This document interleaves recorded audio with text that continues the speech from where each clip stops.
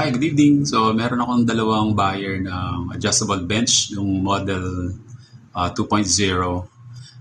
So isa si Sir Ron, yung minute ko bukas sa Malolos. Tapos yung isa naman si Sir Edmond sa Pampanga. So, maglalabas tayo ngayon ng equipment para i-ready for tomorrow's delivery.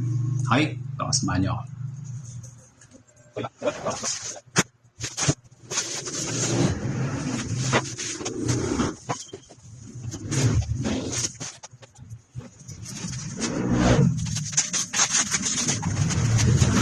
Tingnan natin kung tama yung dadalhin natin bukas. Buksan natin ito isang box kasi magkamukha lang naman sila. Yung bench 2 kasi iba yung dimensions ng box na. So ito dalawa magkamukha. Tingnan natin kung ito nga yung bench 2 natin.